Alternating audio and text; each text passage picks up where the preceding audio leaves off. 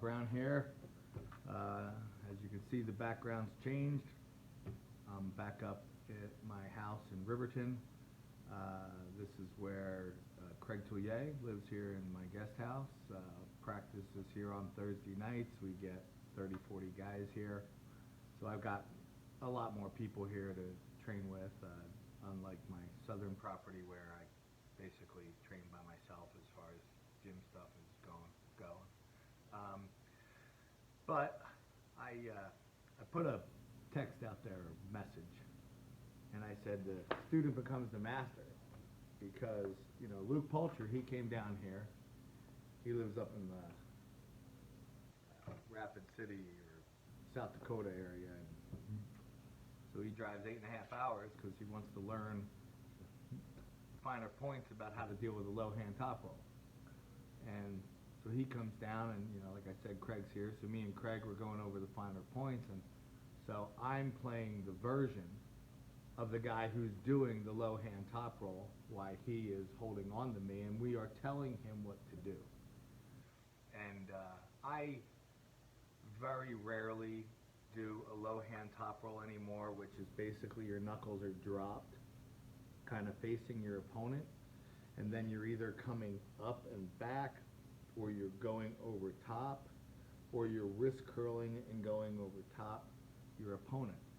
Generally, the people doing the low hand top roll either have the same height arm as the person they're with, or the person doing the low hand top roll has a taller arm, because if he brings his knuckles up, he hides the opponent's thumb and he can't do it.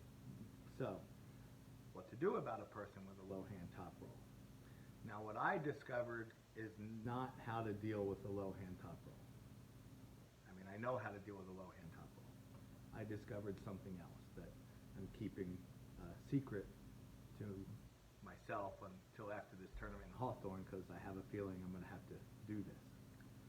But anyway, when dealing with a low hand top roll, if you are a top roller, you should post your knuckles high. Okay? He's going to be like this. He's giving you a high posting top roll. And if you just come straight down, well, then his wrist will go like that. It'll just flatten out if you have the strength to do it. Flatten out, and you've pretty much got control of that situation.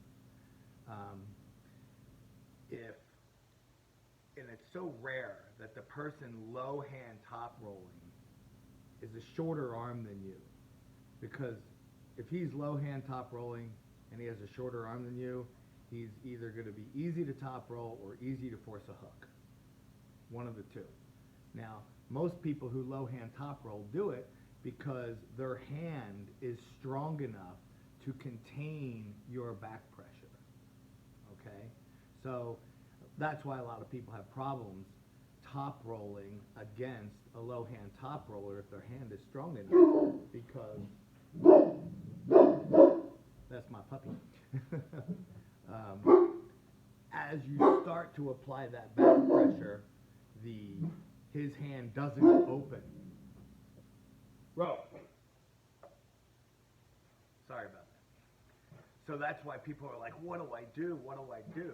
Well, the reality is you got to get stronger, because you are being given this high posting top roll.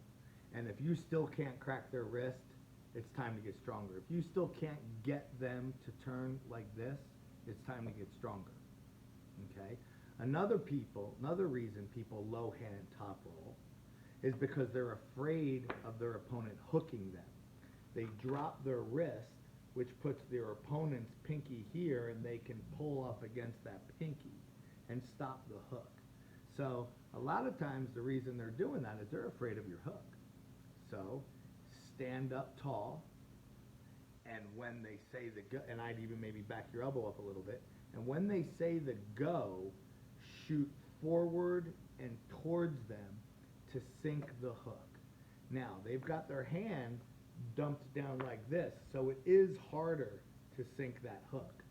But if that's your only option, that's what you got to shoot for. The other thing you can do is when they're like this and you're basically like this, is you can pressure down their hand, down their forearm, drive pressure this way.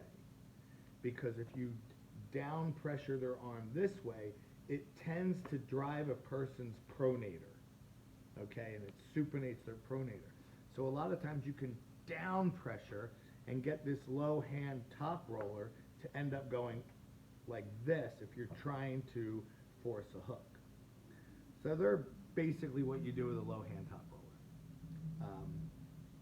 They're giving you the high posting top roll. So if you're strong enough, just high post top roll.